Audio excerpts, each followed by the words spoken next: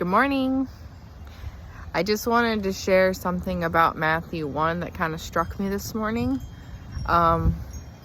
Usually when I read over any sort of list of names of begot, I kind of just glaze over it. One, because it seems like it's just there to prove a genealogy and like a lineage, which is true.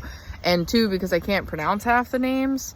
But when I was reading Matthew 1, I just kept asking God, like, what is this? Like, what should I be taking from this? Like, what does this mean?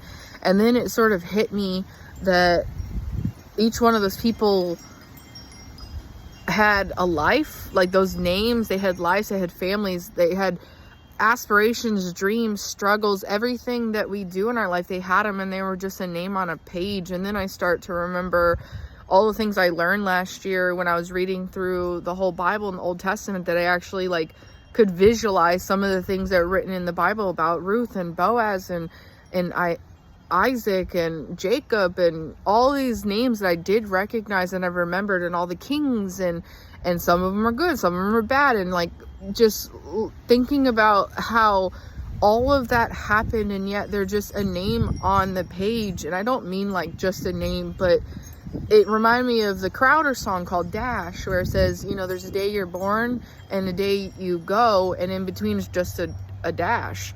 And a lot of people kind of take that to hey, live your life to the fullest, you only have a little bit.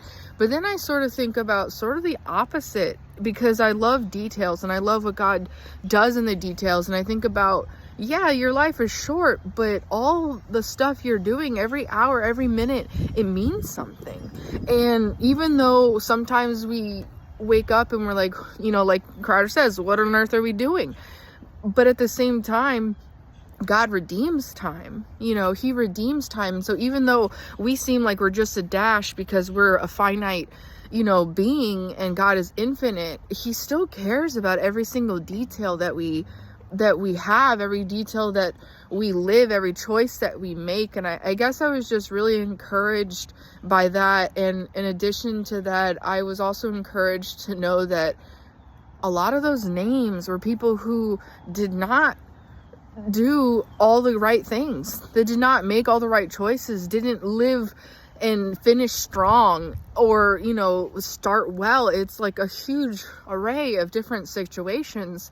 And I was just so blessed by that too, because Christ was born into that, not by Joseph's seed, but by God's. But still, he went into that family to redeem who we are as a people, our sinful nature. And I don't know, I just wanted to share that with you guys, because I was super encouraged that just because we have this tiny amount, what we do in that matters, and God cares about that. He is walking with us. He can see the end from the beginning, but he also sees every single second, every single thought, and he cares about it, and he wants to be a part of it.